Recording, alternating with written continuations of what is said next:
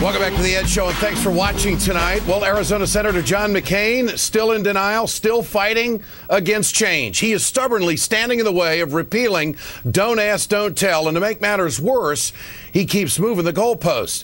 Here are McCain's previous requirements for getting rid of the policy. The day that the leadership of the military comes to me and says, Senator, we ought to change the policy, then I think we ought to consider seriously changing it. I would welcome a report done by the Joint Chiefs of Staff based solely on military readiness, effectiveness, and needs, and not on politics, that would study the Don't Ask, Don't Tell policy, that would consider the impact of its repeal on our armed services, and that would offer their best military advice on the right course of action.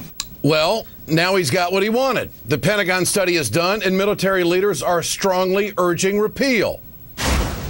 I'm convinced that repeal of the law governing Don't Ask, Don't Tell is the right thing to do.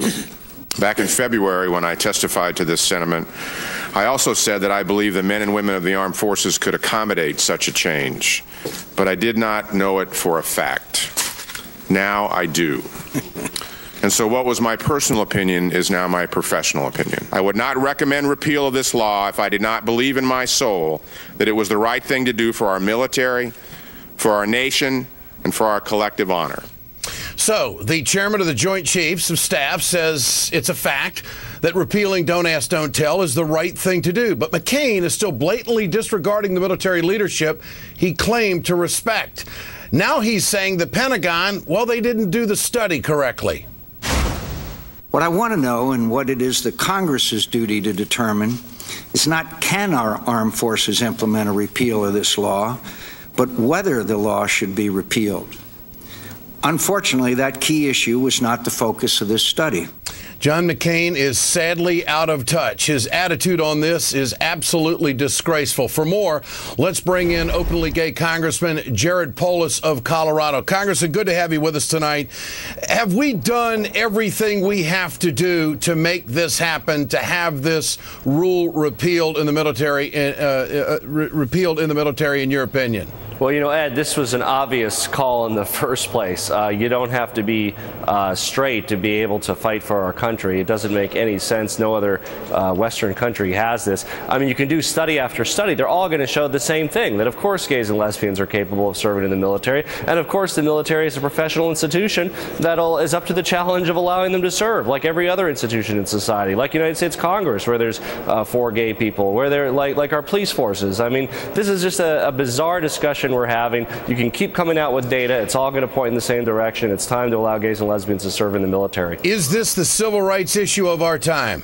Well, I hope it's just the civil rights issue of the next week, because I hope we can get this thing done. I hope Senator McCain doesn't stand in the way. They just need a couple more votes in the Senate. It passed the House overwhelmingly. We had support from Republicans and Democrats. Overwhelmingly passed the House, the repeal of Don't Ask, Don't Tell. So let's get this darn issue done here in the next few weeks. I mean, this is just an absurd issue that's time is long since passed. Pew Research poll says 58% of the American people are in favor of repealing Don't Ask, Don't Tell. Senator McCain on record nitpicking pretty much the Pentagon study. This is what he had to say about the way it was conducted. In addition to my concerns about what questions were not asked by this survey and considered in this report, I'm troubled by the fact that this report only represents the input of 28% of the force who received the questionnaire, including completely leaving out numerous members of the military in combat areas. That's only 6% of the force at large. Congressman, does he have a point there?